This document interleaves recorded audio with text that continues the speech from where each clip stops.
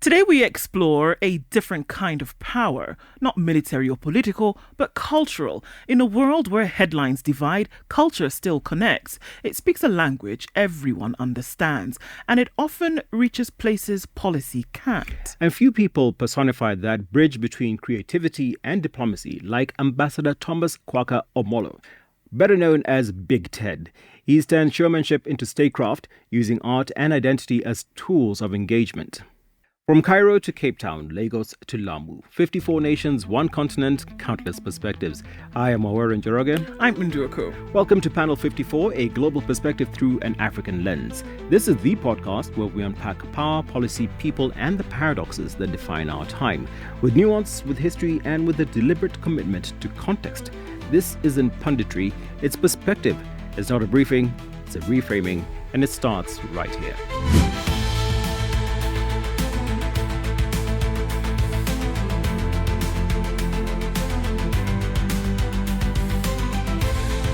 From shaping Kenya's global brand to championing Grammy Africa and building creative bridges with Hollywood, Ted's journey proves that influence doesn't always wear a suit. Sometimes it wears a story. So we ask how Africa can turn culture into currency, creativity into collaboration, and storytelling into real strategic power. Thanks for having this conversation with us, Balozi. Good to see you, and thank you for being here on Panel 54. Thank you. Thank you for having me. I mean, we're looking at this from stage to stage. Few people move from stand-up shows to state protocol. We rarely see things like that happen, that transition from that space to the next. But your journey did, from entertainment to the executive office to diplomacy in Los Angeles. You know, so what connected those worlds for you?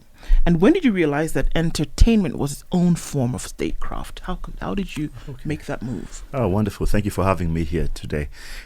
So I think for me, part of this conversation is a discovery process, because I never actually plotted out and said, as I'm starting, this is actually where I want to go to. But I've discovered that I can use whatever it is that I have in the different spaces that I'm taken to. And I also discovered that I have a knack for strategy. I love strategic thought and preparation for everything. So even as I'm there executing music or being on stage doing stand-up comedy or doing whatever, I'm trying to think of how can I link up all these other things that fit into the bigger picture. So as I began, I found myself in a space whereby it was events. And we were on a roadshow track and we're doing all these things, but there's something which everybody always looks for, some finesse, some sort of who's going to put this together, who's going to organize this whole thing together, you know, so like a glue. And once you prepare yourself and you make yourself that thing, then everybody goes like, okay, we can actually use this, you know, for that. And as you dive deeper and you come to diplomacy, cultural diplomacy is one of the biggest ways that the world is using right now to influence and to inform each other's population. So, for example, you look at the Asians as they came into Kenya with the railway. All the places where they stopped in. For example, the biggest Hindu temple. Where is it in Kenya? It's on Tijuana. Yeah, no, it's not. It's the Sikh temple. It's in Makindu. Makindu, right? On the way out. So they came all the way up, and when they got to that place, set up this camp. And with that, it's actually now part and parcel of the whole thing. So cultural diplomacy fits into a lot of the things right now in the world. And if you look at what they're doing, for example, let me take our friends, the Americans. And I had the privilege of serving in America. And I do quite a bit of work with the American Embassy in Nairobi. A lot of what we have as culture here is actually cultural diplomacy given to us as fashion, as style, as music, as programs, TV shows, you know. So all these things that we have, for example, in Kenya, we say we're British, but our culture is actually American. Extremely so. You know, so we dress very British, suits and everything. In fact, in Kenya, if you come dressed down, you're actually considered not dressed up, you know. But if you dress in a suit, at least we give you somebody's going to ask you where you're going. Yes. You know, you actually look. They actually say you on Sunday if you don't dress, you actually look, you know, you look presentable. You know, and it's a big thing which I talk about a lot of time. When I went to the States, all I did was wear African curated and cultured suits, and for me, it's the whole aspect of I don't have to have an Italian suit for me to be official. I can have an African garb and still be official. So you find that all through my journey, the idea has been to the next point. Right. You come up on a stage and you say, how can we present this in the best way possible? Yes, you're in the market, but how can you deliver this in a way that the public actually feel, what? There's a difference with this thing. So it's about branding, it's about perception, it's about narrative, it's about how you present yourself. So from there, I moved on to State House. So the president gives me a position and says, hey, come and be in charge of this 1, 2, 3. Actually, the guy who actually put that together is right now the secretary for special projects for the president. He's actually the one who curated that office, Itumbi. And he tells me, this is what we shall do. So as I go in, I'm also new and fresh in the whole idea. I go, what do we do? So he says, okay, we need to package the presidency in a way that the public can be able to appreciate what we're doing. So he says, how do we package the presidency and politics or whatever it is that we're doing as policy? How do we package it in a way that the public is able to understand? So there are various ways that we can use. One of them is where the public feel that they're part and parcel of the decision which is being made. Number 2, whereby the public actually take responsibility for a choice that they made. For example, if you elect a bad MCA, you made the choice, you have to take you cannot come and say, oh, I don't need. For example, right now in town, we have people puncturing people's tires because, that's not free business. So these are consequences which we must, as a country and even as a people of the world, global citizens, say, what do we need to do to move this thing to the next level? Because generations are coming behind us who don't understand all these things, But anyway, so I get to State House, and in State House, I'm very, very passionate about the creative economy. It has fed me, it has raised me. I've seen what it's able to do. Right. So as we're there, every time I would just push the president and be like, hey, why don't we do this? Why don't we do that? Barack Obama is coming. Come on. Can we have Sauti Sol perform? They were the biggest group at that particular time. And I'm like, listen, can they do 1, 2, 3? And they say, okay, we'll talk to the security systems, which is a very, very crazy story. Right. And even for them to do that dance that you saw, I can actually tell you that when the Barack didn't tell the security guys he's going to do it. Oh, really? He just stood up and ran in. So if you watch the picture, there's no security at all. And they're dancing. By the time the security guys get there, the song is over and it goes back to seat. So being there and seeing that whole spectrum of what can be done, and every time whispering in the king's ear, maybe we need to do this, maybe we need to do that. But also going in with a different style of execution, whereby the leader finds it fresh, different, And sometimes I think the leader also wants to laugh. But because we are so serious, he's held like in a hostage situation. So he decides at some point that, hey, you know what? Actually, he called me. And he calls me, and I've told this story many times. I didn't pick up the call because I didn't know it was him calling. So I get home, and when I see these missed calls, I call back, and he goes on around like, why didn't you pick up your call? I was calling you. I'm like, number 1, I don't have your number. And number 2, I was driving, I don't have a convoy. So, of course, he laughs. I was like, let me just throw it in just in case. Yeah. Anyway, so he decides and tells me, I want to send you somewhere. He says, I want to send you to the States. So in my head, I'm thinking, what am I going to really do? But diplomacy is more of character. And I think that's why the world is moving from what you had as hard power to soft power. Yeah. And soft power is cultural diplomacy. It's even in trade, you have very, very subtle and very, very smooth ways of being able to execute everything that is there. So that's how I got to the States and to be the ambassador, consul general for Kenya in Los Angeles, California, and which I served in. And going in, I just threw myself in. And I actually didn't know what I was doing. And I spoke to one of my friends and asked him, dude, what do I do? He goes like, no, you actually are built for this job. Yeah. I'm like, do what you do. I'm not a trained diplomat. So I go in and I find out that there is great need for people-to-people diplomacy. Okay, I want to come back to that aspect. You've just mentioned cultural diplomacy. I want to look at the power of cultural diplomacy. Now, you've often said that art opens doors that policy cannot, right? From presidential brand strategy, which you've just mentioned, to Kenya's creative agenda, which you're also involved in, you have seen how culture can shift national perception. Yes. Apart from not being able to get a national dress. But, right, what is the hardest part about turning culture into policy? Until the other day, creative economy in government in Kenya was actually considered an unskilled job, which meant that you could not get paid beyond a certain grade. Right. Because in government payment system, it's through grades.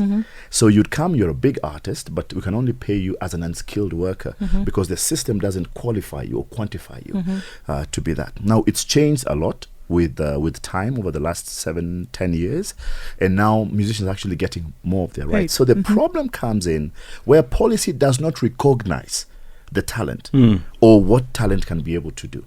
Otherwise, for a very long time, then we would have proper sitting right at the front of the table. So we've always been in the second row. So the guys on the first row don't really understand the power of culture to change people, to change public, and to change everything. America has been able to use culture, and to a bigger sense, it was diplomacy, but we never knew it was cultural diplomacy, through music.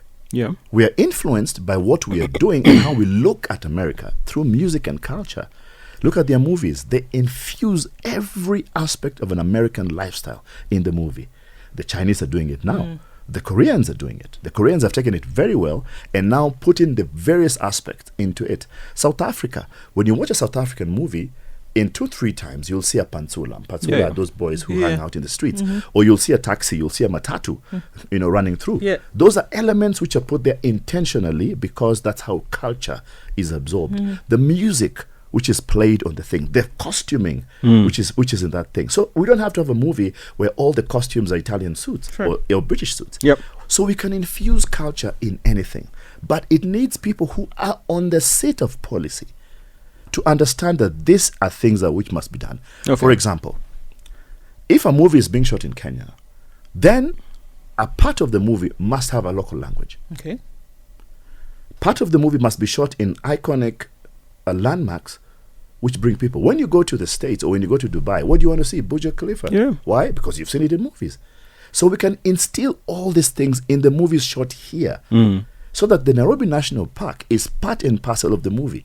So they will have to look for a way to shoot Nairobi National Park. That's up to them. It's you up figure to them. it out. So we shall allow you to shoot here, but this is what you shall put in. And once you do all those things, then you're easily able to even influence policy. But because there's no policy, there's no way for us to insist that you must employ this number of people, you must dress local, you must do all these things that are happening. So policy comes from an area of understanding and information. Right. Traditional diplomacy then insists on these things that you're talking about, where somebody is going to have a meeting with somebody for weeks on end before they agree on something. Do you have an example of when a creative initiative then essentially achieved what traditional diplomacy couldn't or didn't? So let me throw this in. So 2 years ago, LA, the president, President Ruto, is in the States, and we have a meeting with the Grammys. Now, I sit in the meeting with 5 people in the meeting. And he sits in there with nobody else. So he just makes the decision. And they ask him, they say, we want to set up an African Grammys. He says, we are in. Number 2, he says, we need 1, 2, 3. He says, we will do.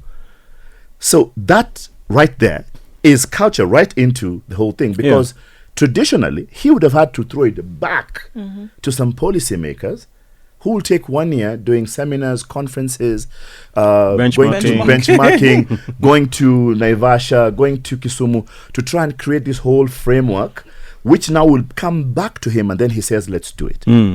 But when you have a switched on leader or person in command who says, you know what, it's a good thing, let's do it. Then you see you circumvent that whole policy mambo jumbo, and you actually get this right there. So that was a big win for Kenya, because in the past I've tried to get movies to come to Kenya. Now it's very, very straightforward how you're meant to work when you work in the missions abroad. So for you to circumvent this whole thing, because the writer in the States is saying, I want to shoot a movie in Africa. I'm writing it. Can you guys come on board? Now, I cannot commit. I have to write a letter to another person, another person. But what if I'm able to tell him yes? And he immediately writes Kenya into the script. Because that's the problem. The problem is the scripts in America are 99% meant for America. So it has no Kenya. So how do we do this? We do this by being able to reverse the whole process, whereby we pitch ourselves as a very, very lucrative country for 1, 2, 3, 4, 5. And there, the whole diplomacy, cultural diplomacy, just wins. Right. So that was one of the biggest wins that I sat in, and I saw 100% it just taking off. And it's a dream, again, trust, why people cannot believe that this thing will happen in Kenya. So, but it is there. It's out. It's right now out in the public domain. Okay. That the Africa Grammys is being set up, and Kenya becomes a key player in this particular conversation. Now, what does it help with? Trickle down effect. So think about it. Anytime the Grammy happens in LA, about 3,000 people show up from all over the world and the States. Amongst them, maybe 1,000 high-profile people. Yeah. So think about it. If we say we're going to do something in Africa or in Kenya, what will that do for our tourism? Exactly. What will it do for the hotels? Exactly. What will it do even for the eateries in the town? What will it do for the transport sector? What will it do for the financial sector? What will it do even for, let's even take even the wildest one, health. It simply means hospitals have to be on point, because we'll have to give a list of hospitals to be on standby for anybody who needs to be checked. Insurance companies will have to align. So just that attention is beautiful enough. That one seed. Let's even say 40, or let's say 100, because they invite 300 high-profile people. 300 high-profile people show up in Nairobi. Let's say those are big-time managers, big-time music producers, executives, C-suites, everything, artists, and the entourage. So if 300 people are being invited, so let's multiply by 10. Right. That is 3,000 people showing up here. It means all hotel rooms. Booked. How many VVIP rooms do we have here? And we'll have to say, okay, then let's take even all the proper Airbnbs. Yeah. You know, so it's such a big deal for us to even sit on the table for a conversation like that. Yes. Yeah. The States literally survives and lives off conferencing. One of the things that the towns do there is conferencing. So you'll find a small town like Isiolo deciding we shall host the World Kettle Conference. And 60 countries from all over the world show up with a delegation of 20 people. Right. It's the trickle-down effect is what we're looking at, even in terms of branding, in terms of you being able to just profile yourself. So think about it. Somebody will Google and say, this is panel 54. But it shows up in Kenya. So the guy who's wherever in Bangladesh, all of a sudden now has access to more, Because and of everything. that. So it's a big deal. It is a big deal. So my question then would be, how does Africa move from being a consumer of American influence to a co-author of global culture? Number one, I think Africa is finding her feet. Everything that we need is available here. Every solution that the world needs is available here. One thing which has to happen, remember, is that nobody can take us to the river and force us to drink. We as the cows, proverbial cows, I feel like I'm about to ask a riddle. Here we go. We as the proverbial cows need to want to drink from the river. We must find greatness in ourselves. We must go and say, you know what?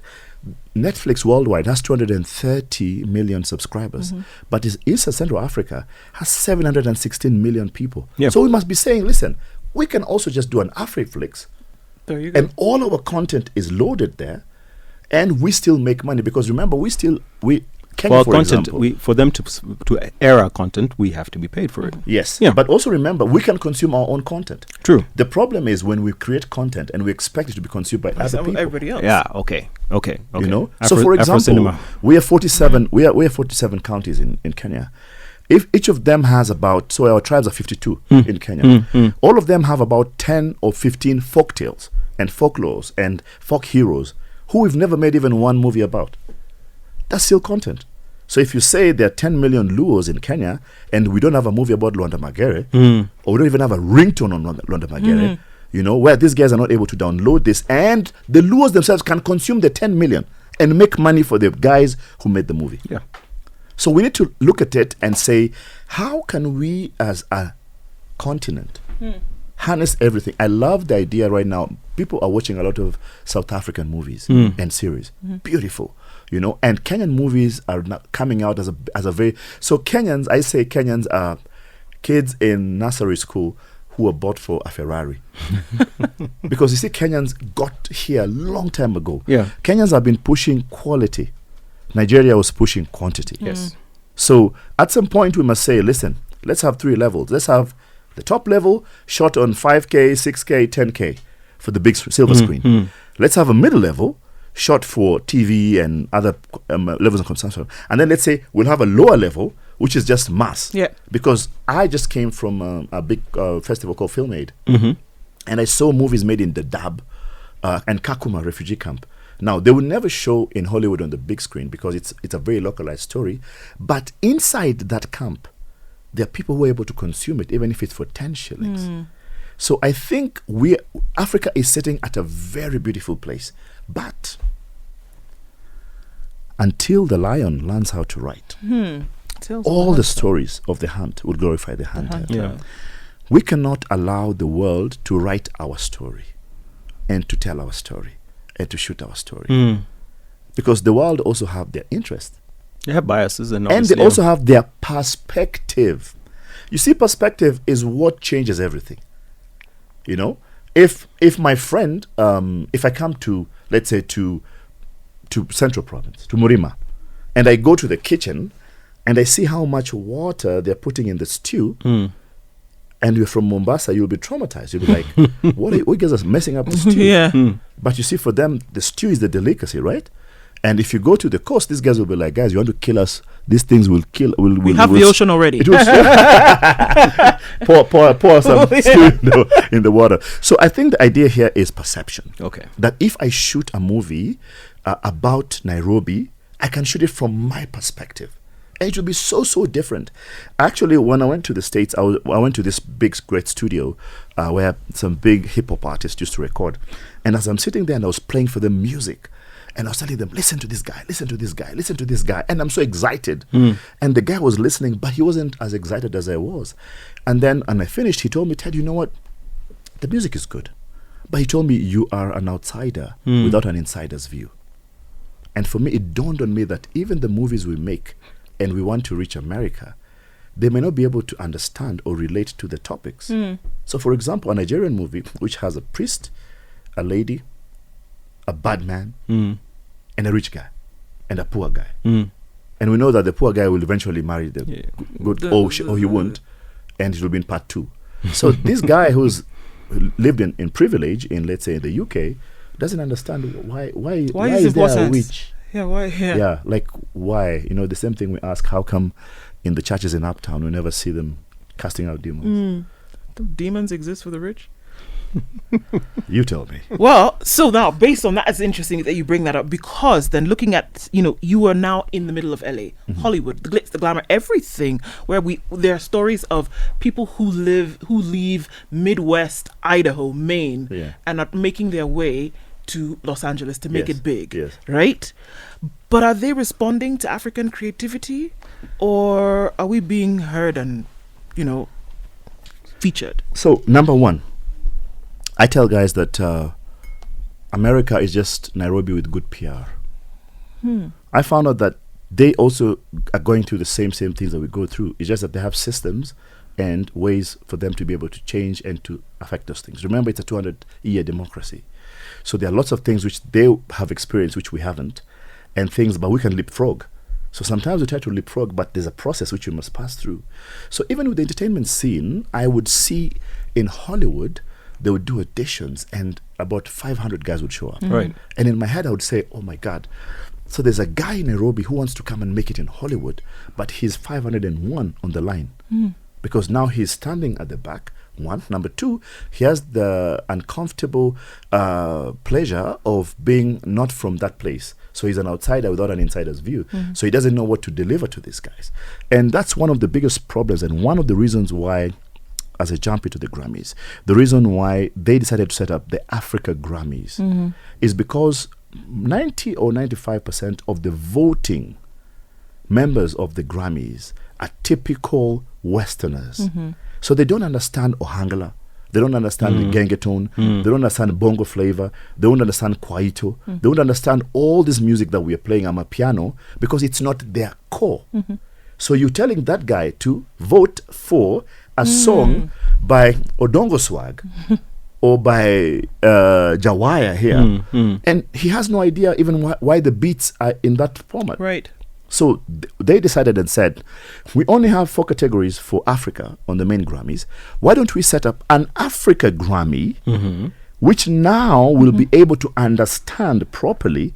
So you will get all the Tony Nyadundos and Mosaimos and everybody to be in the Academy for Africa. Yeah. So when they hear the beat, they hear the djembe drum, they know what it is. So that is one of the things. So I get to LA, and I find out that everybody in America is also looking for Hollywood. And I say, okay, so this is actually telling me one thing, that we might be running here to find success, but success is probably waiting for us in Africa. Okay. And you know what they say? There's a Nigerian saying which says, what you're looking for in Sokoto is in your Mokoto. Mokoto meaning pocket. So we might be running there to look for this great success and everything, but Africa actually holds it for you. But it's our time. It will. I think it's not, like you said, a 200-year democracy and what have you.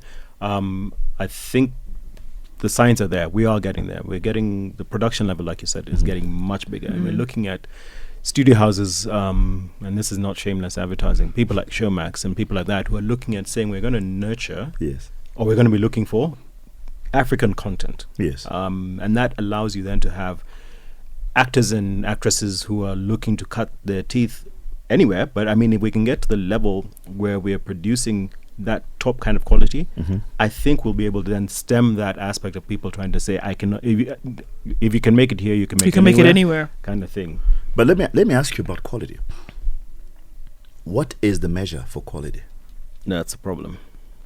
Because I'm trying to think that Nollywood was actually started by churches which wanted to create content for their people. Yes. So it was the drama festivals, it was the drama in the church. That's why all movies used to end with, I want to thank God, my pastor, if you remember. My parents.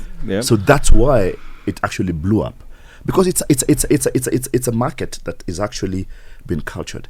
So I'm trying to think that if I go and I come from 2 areas, Kisumu and Kakamega. I go to Kakamega and do an Isukuti festival. But it's typical Isukuti festival where I get the older guys to come and play this raw music as they played it. Yeah. So I think we're getting to a place whereby some of us will have to say, okay, this is the standard that we want to set for production, but the quality is as these guys consumed it.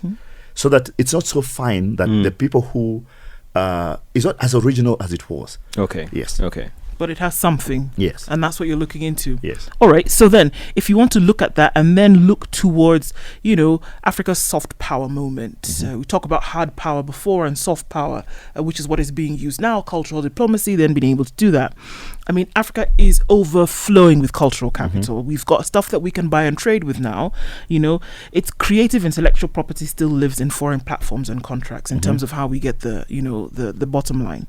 Are we doing enough to treat culture as foreign policy or not just entertainment? Just based on what you've said, are we doing enough to make sure that we can actually cash this in on a serious level or not just making suggestions like, okay, well, we can perform for you, but make it into something? Yeah. I think, and it loads back to the question you asked, how come we don't have a lot of it in policy? It's simply because many of the people who in the past have sat in positions to change the direction of this DAO have never had sight of what it can do. And it's been predicted that the creative economy is actually going to be one of the biggest employers for young people in Africa in the next 10 years. Because Africa, with its 19-year-old population, biggest in the world, is going to be the biggest consumer.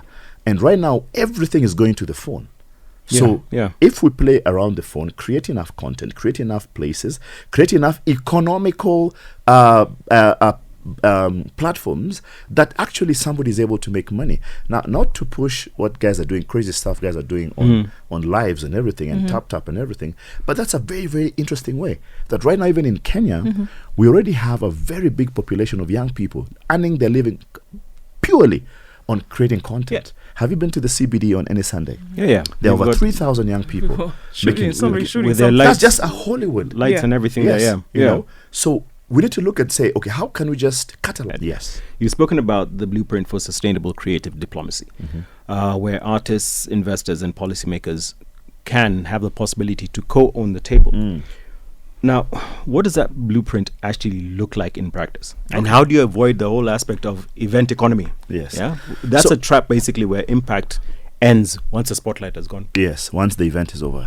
So one of the things that I'm actually privileged about is the U.S. Embassy in Nairobi, and they have been over the last 5 years or 6 been very, very active to try and spur some very, very serious conversations and moments to be able to speed up the whole system. Because one of the biggest problems we have in Africa and in Kenya is the framework. That yes, I want to invest money, but is there a framework? Where is the money going to? Where is the money settling? And one of the things that they have done is actually done a lot of capacity building, number one. But number two, last year we just had the US Kenya Creative Economy Conference, which brought together this year, all creative economy authorities and minds and heads and everything and players in the sector. So the first thing that we have to do is we'll do this particular one to inspire. Number two, there was an engagement with policymakers. Which has to be government, it has to be our MPs, because they must now pass laws or favorable laws that actually will favor investors who are coming into Kenya. So, for example, if Sony Pictures want to come and set up in Kenya, what kind of tax breaks are they getting? What protection are they getting? You know, we need to strengthen our IP laws. By the way, we have some of the strongest IP laws in the world right now. But we need to go to the next level, whereby we shall not allow the IP which is brought into Kenya, and that's why you see government is busy trying to sort out this copyright issue, because the artists are not necessarily getting what they want. So I think it's a struggle, but there are 3 levels. 1, inspire us, show us what's possible. Number 2, get into this policy market whereby we say, okay, we have the Creative Economy Bill, we have the Artist Support Bill, we have all these bills in Parliament which have been there for the last 5-6 years. How can we clean them up and push them out into the market? One, I'd give him 100%. I want to give the president good marks for this particular thing, for being proactive, because he's the first president actually to even meet with the Grammy team. You know, we have the NBA office set up in Kenya. It might be a small thing for everybody, but the spotlight that Kenya has. In fact, I wish the Ministry of Tourism can jump on this now and decide, okay, can we offer the LA Lakers, you know, a 5-star safari to Kenya? Right. Do one exhibition match in the city, kind of thing. No exhibition match. They can't play. We don't have a. We don't have. I was going to say, but then that's the aspect of infrastructure. We do when we host it. Where are we going to put people? So sorry, I'm jumping ahead. So for say we're gonna host the LA Lakers. So they send their team here, 30 people. We're able to comfortably take care of those ones. By the way, 30. Because even in the team there are levels, but we are able to do it. We have good enough hotels whereby we can actually lock down a whole hotel and put the guys in. And Nairobi right now has enough presidential suites and executive suites to be able to take care of a group like that. So bring them in here, give them a 5-star tour, take them into Nairobi City, let them just see the city. You know, the focus, the attention, just the spotlight on that is big. Is big enough. Take them to the Nairobi National Park, the only city in the world with a national park within it's whatever. And then pitch to them the whole idea that, listen, Kenya and Nairobi, how it sits, is 45 minutes to every corner. You know that? Right. It's 45 to an hour. So if you decide to go to Lake Turkana and see the large freshwater lake with the most number of crocodiles and beautiful white beaches, but you can't swim in them. You know, if you want to go to the Chalbi Desert, which look exactly like the Sahara Desert. You know, it is copyright. If you're in there, you'll actually think you're in Egypt. You know, if you want to go to Mombasa, if you want to see the white sandy beaches, do skydiving there. If you want to go deep sea fishing, if you want to go to the Mara, if you want to go see where the great runners come from. In fact, one of the questions they kept asking me when I was serving is, how come Kenya does not use its biggest ambassadors, who are the athletes? Right. Because they know, I met Mr. Cooper. I remember, you know, I'm hanging out with Mr. Cooper, Makari. And the first thing he says, oh, Ben Jipcho. I know Ben Jipcho. Ben Jipcho was in the 70s. But he remembers him because as a young kid, he saw Ben Jipcho. Kipchoge is out there breaking all these things. Are we using them enough? You know, and are we pushing them out there? But when you have somebody who has the kind of money Nike has, and we don't look after our own, where's the allegiance going to be? I remember seeing this newspaper, I think during the Olympics, right, where the 3 people are standing on the podium, right, and they're not facing their country flags. They're facing the brands that actually sponsor them. That's where their allegiance is. Yeah. So I must admit that probably even in the whole of Africa, we've not been very fair to the people who have brought glory to us. That we must take and say it's the truth. But also, I think there's an aspect which we must try and cultivate, which is basically, can we be able to make heroes out of our local people? And our local guys will not necessarily, guys, let me be honest with you. Podcasters in the States will not just walk on the street and people don't have an idea who they are. You know, people, they are consuming two things. And I tell guys, in Kenya, we don't have superstars. Bien, who's our biggest act right now, or the fisherman, can walk the streets of Nairobi, and there'll be nobody tearing out their shirts. Yeah. Okay. People will be, and in fact, it even goes worse, because I've been a promoter here, and I brought quite a number of artists to Kenya.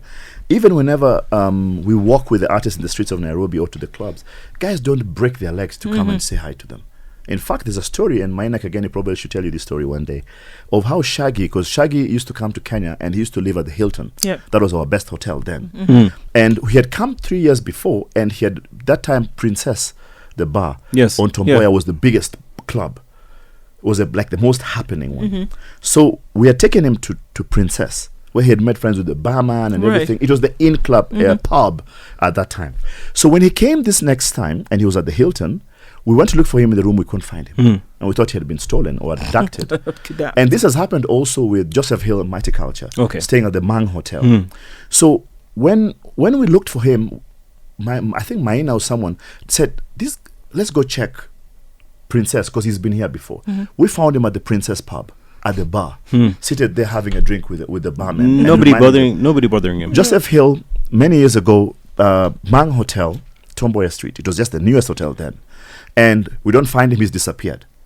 And in a few minutes, we see a group of Rasta guys on the street walking up the road with this guy and a big gang, and he had let down his dreads. And there are also other guys with dreads around him from Riverwood. And they're just walking, and his hair has gold chains, and he's easy. Now, that will never happen in some territories in the world. Okay. So I think at some point, either Kenyans don't know how to react to celebrities, or we don't really know how to properly appreciate people. I think, I don't know if it's an African thing, but it's almost like we're shy, you know. So I walk into a place, guys know who I am, but guys won't be like, hey, Big Ted, guys, I've seen you on TV for how many years? You know, so guys won't come to you and go like, tell me a riddle, you know? Because the guy's like, I'm not gonna tell her. Later on, they'll come and go like, I watched you, right? You know, but the guy's been there all along. So I don't know if it's pride, but Kenyans have a thing where we don't fully appreciate people. You know, Kipchoge can be in town walking. He walks in Eldoret. Nobody runs after him. Right. Yeah, literally. But the guy cannot even in LA, also at the New York Marathon, he can walk on the street. He can. He can. I know that for the Olympics in LA in 4 or 5 years' time, already cities around are trying to pitch to host the Kenya team. Why? Because they know they'll have like 4 or 5 star runners. So, I mean, what you're saying, Balozi, is that there is an appreciation for this talent, which obviously is the cash-in. This is the cash-in that we don't appreciate, that we just are not able to see what it can actually do for nations. And perhaps that's the reason why we don't run after, because we don't actually see the value. Yes. Is that one of the things that we're talking about? Yes. Probably in the past we have not seen, let me answer it this way. So I'm at State House, I'm an MC. That's my title. But I go to a family meeting and my uncles ask me, what do you do? So I go like, at State House, I'm the state MC. My uncle usually hosts funerals and weddings for free in the village. Like they just call, you come and do this. Yeah. So he's wondering, how is that a job? Like how does the thing that I do every other week? Like how do you really get paid? So they asked me, okay, what do you do? Like in the morning when you go to work, do you have an office? Yes. Okay. Is there like a mic there, like you're like rehearsing, like people? Like they don't understand. So that's the same thing. Probably because we never saw in the past in Kenya our heroes being appreciated. So we have grown with a lack of appreciation for these same people. Okay. If you could design one institution to anchor Africa's soft power, because this we've talked about it, we could actually essentially later become much stronger. What would it be? Would it be a fund? A recurring festival? Would you have a academy for creatives? What would you do? Wow. Number one, I'll harness all the power that we have in all the countries around it, because every country has built its own. By the way, one of the biggest film consuming populations in Africa. Can you guess?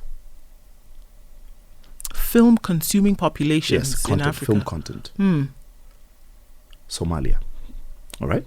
So I would harness all the strength that we have in all these countries and try and bring them to create this one direction, because it's not about me taking from Uganda, Tanzania, or whatever. It's about us pushing this thing. So if you look at an Afriflix and say, we'll create one big platform which has all these countries. And by the way, there was a declaration 4 years ago by the ministers of culture and arts from all over Africa to create a platform where all of this creative talent can be pushed in. I remember because they had a meeting in Kenya, Right. and CS, who's Ambassador Babu Namwamba, was hosted them in Nairobi then. So that's number one. Number two, we need a fund, because one of the biggest things that we lack in Africa is resources. Not resources of people and talent and being able to mobilize, but just to put together proper and elaborate. So we need a fund which goes round, or which people can be able to bring it out. Yeah. So I know the AU and right now through the Afro-Exim Bank, they have actually had a lot of money which is ordered to pump into the creative economy. But the problem has been there are no systems in some country. You know, so you have, let's say for example, I want to support an artist in Kenya and I want to put money behind him, but he doesn't have a record, he doesn't have a registered entity. He doesn't have any contracts. He has no idea about it. Some of these guys don't even have an account. Yeah. Simple accounts. You know, An email address, Ted. email addresses, Yeah. a website, a simple thing. They want to Google and who are you? They can't find you. So like an IDMB of sorts, whereby anybody who's looking for anything in Africa can go in there and Find pull it these out. people And it's verified. So the IDMB in the States and in the world is the verification for anybody who produces movies or is in the movie world. So that's one. So through that, they should be able to access some sort of funding. But let me give you a crazy idea. So if the government of Kenya says, and I like the president the other day said, no more importing furniture. Brilliant. Okay, we need to actually ring fence some of those things. But what if we decided that there's no more importing paintings, hangings on the wall? All these things that we see here are being manufactured. And the government makes it like a rule and say to support the creative economy, we shall no longer allow all these foreign printed posters of things being put on the wall. It will blow up automatically the art scene, because now all of a sudden anything being built and can actually be that. Number two, what if government said that, because government is the biggest holder of real estate in any country. Yeah. I think a lot of the time we have a problem is do as I say, not as I do. We need to get away from this aspect of being ruled to being led. Yeah, there's a difference between a ruler and a leader. True. And the thing is, this aspect of do as I say, not as I do, when you see the higher ups importing golden chairs from Dubai, because their perception of the fact that something coming out of the country is more valuable than what we can create here. Then we had the aspect of we will not be importing cars that are higher than 1.8 cc. Yet and still you've got these huge guzzlers with VXs and LXs after them. You see this whole thing of saying, yes, we will do, but do not lead by example. Therein lies what the issue I have with, and I'm not saying the idea is fantastic, but until they then take the first step to say, fine, my house will only be furnished by Kenyan entrepreneurs, Kenyan artists, or what have you. For me, that's where I think the idea and merit is very much there. But there are few small things that probably we can do, and it's been a suggestion that we gave to the government for a while, you know, where some of these guys can actually be curated and become our cultural ambassadors. That where now they get, makes you know, sense. they get like diplomatic passports and diplomatic positioning. Because if I'm out there and I'm doing all these things, it shouldn't be so hard for me to actually be able to throw in a Kenya and say that. But the one thing which I love about Kenya right now is we're having an appreciation for our flag. And even if you watch any event worldwide, not in Kenya, any festival, a Kenyan flag always appears in the audience. Right. My friends right now, I'm jealous of them. They're on a cruise in the Caribbean.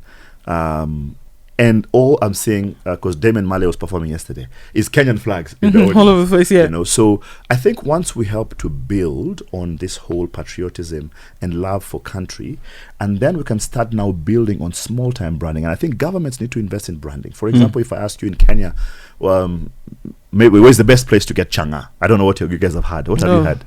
I would have no idea. Okay. I can tell you the best place to get mutura. Which is where? You see, that's shameless advertising. But for me, and I've tried mutura everywhere. And for those who don't know what mutura is, blood sausage, basically. Yeah. Okay. Yeah. Upper Hill Springs. So we need to brand this place as the home of mutura. Yes. So that when somebody walks into Kenya, they ask and they'll be told, you need to try this. Yes. So when you go anywhere in the world, street food is actually part of the culture. It is. Anywhere in the world, really. And right now, we're going back to cultural diplomacy. Food is a very big part of cultural diplomacy, because people are traveling the world now wanting different things, different experiences. Number one, Nairobi, one of the things you guys don't know, Nairobi is actually ranking right now as one of the top party destinations in the world. You know, we have 24-hour parties. Yeah. It's no longer Ibiza. Because at some point they shut down. Yeah. But we can take you to a place where there's a party going on now. Oh, okay. You know? Do you guys want to go? Okay, now. Well, you know, we're about to wrap, so hey. Yeah, why not? You never know. All right, Belozi, let's talk about money a little bit. And so these are big dreams. Obviously, you talk about them and we say that there's a soft power that we actually do have and harness. But one of the big ticket items is money. How do you fund these dreams? How do you fund these opportunities and still hold on to this soft power, which essentially you could trade in the future for some real gravitas when it comes to diplomacy? So I think I look at it two ways, because I've started meetings whereby we're discussing infrastructure, we're discussing programs, projects and everything. One of the biggest things that will help us in the future, even if the funding does not come from Kenya, is IP. You see, when you maintain your IP, it means in the next 50, 60 years, you still get your royalties. Money. And as big as the whole thing becomes, you still get that part of it. So that's one. But number two, coming in is that right now, even with the United States of America, we're seeing a lot of partnerships. What they're driving at is not coming to own it. All they want to do is partnerships. They're saying, how can we partner? Can we come together? We have the infrastructure. We had, during the conference, we had a company which came and said, hey, we can build this infrastructure, but how do we work together? What are you going to do for this particular thing? So partnerships and collaborations, I think, are the way to go, whereby you don't give out everything and say, hey, you guys will own everything. Us guys, we just, no. You come in and say, this is what we're going to do together. You give this, I'll give that, but we still own the IP. Okay, so how would that, well, giving example, for example, the NBA is in Rwanda, the NBA is in Kenya.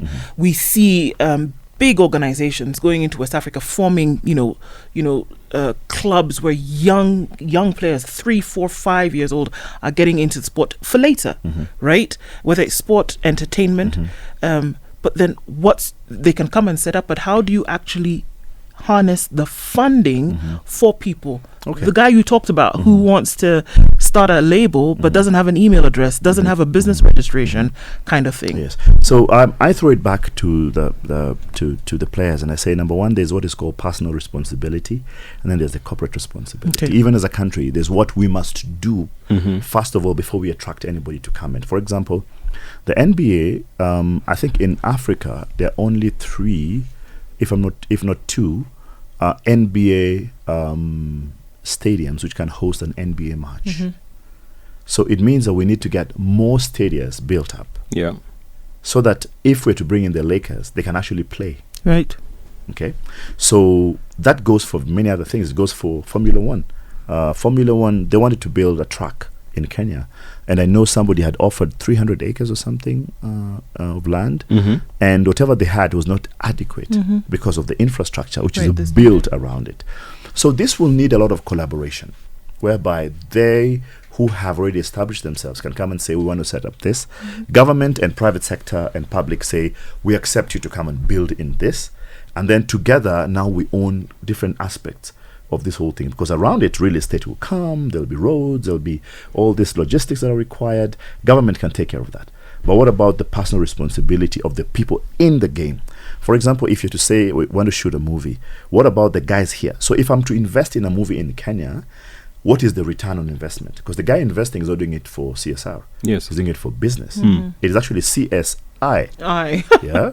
Yes. So when we get to that place whereby everything must still make commercial sense, so that we come out of the area of, it's aid, vis-a-vis to it being a business. Yeah. Now, if it's a business, then we have our space at the table, because now we can call the shots and say, this movie you're shooting in Kenya is costing $10 million. But $6 million or $4 million is logistics, which the government can handle. So when you come to Kenya, all your visas are paid by government. All your KRA things are cleared by government. All your security will give you all the police you want. All the transport locally will get you all your local transport.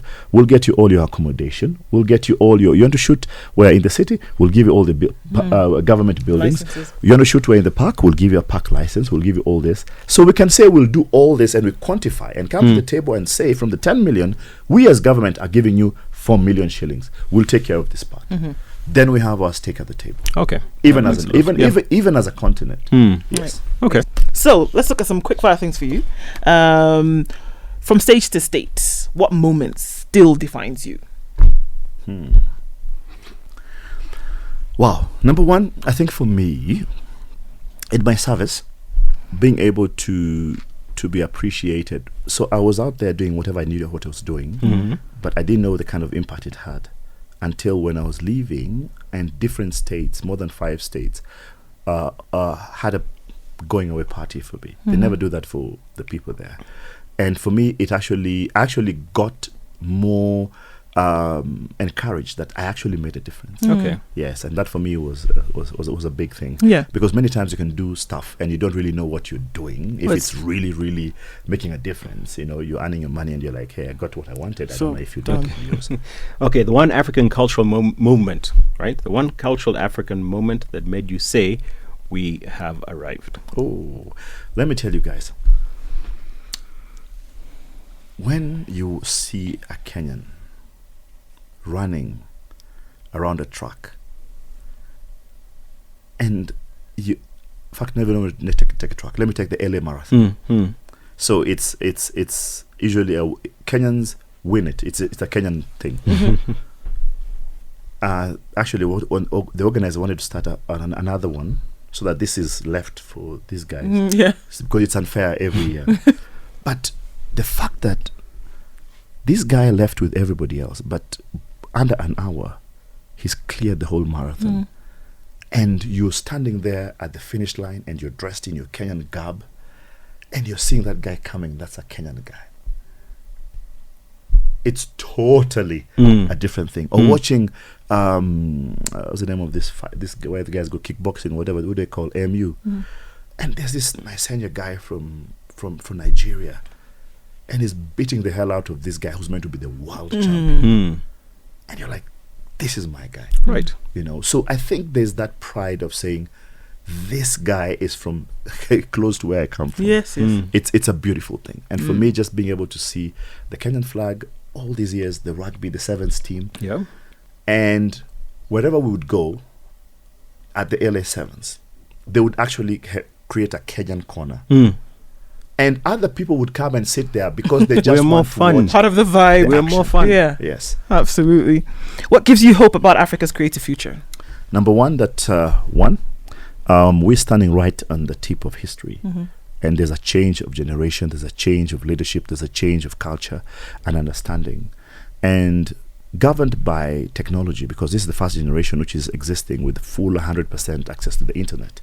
Information is no longer a preview of the few. Yep. So I'm not hiding anything from you. If you don't know about it, it's up to you. So right now, the fact that we're able to put in as much information out there about Africa, and so we stop being called the dark continent or the forgotten continent, whereby there's enough information to make you be called ignorant if you don't know. Yeah. For me, that's beautiful and brilliant. 19 years of age is our mean age right now. Yeah. Right. Which means in the next 10, 20 years, we are still the biggest consumers of any fast-moving consumer good, any technology, any ideology, which is going to happen in the world. Which means the best minds shall also be still here in Africa. Okay. And then as a follow-up to Ndu's question, that's the hope about Africa's future. What still keeps you up at night? Well, the fact that I still got, with every breath that I have here on earth, that God is still keeping me here for a reason. And I still got work to do. You know, I'm very spiritual. And my spirituality tells me that if it's God's will, it's God's bill. That as long as He puts a dream in my heart that I'm here, it means He's already sorted out the bills. All I just need to do is execute. So right now I'm just walking in that, you know. I'm taking opportunities and I'm seeing them coming up, you know, being asked to serve in this place, serve that place, speak in this place. I mean, speak on this on this podcast. I don't take it for granted. There are many guys who have not shown up here, probably because they don't speak as well as they do. But there you go. So in other words, to answer my own question, or to answer what you're saying, so there's nothing that keeps you awake at night. No, not sufficient enough to, as in. No, I have the faith. I don't have anything which I'm like, oh my God, this is happening. All those I've decided is things of the world. They'll come, they'll go. You hand it over. Yes, but I got work to do. Okay. And I'm doing it. And immediately they say that when the student is ready, the teacher will always show up. Indeed. You have one last question? What's your one-line message to the next generation of African cultural diplomats? Number one, be proud of who you are and where you're from. Your story is what the world wants, not their story. You cannot go and tell your story to people who have their own stories. Tell your story, be proud. We have now obliterated that whole idea that Africa is a dark continent, so you can't use it. We've spoiled the whole idea that somebody from the deepest part of the ghetto cannot make it to be an ambassador, so you can do it. We've already spoiled everything that nothing good comes from Africa because guys have done it. So what's your reason? What's your excuse?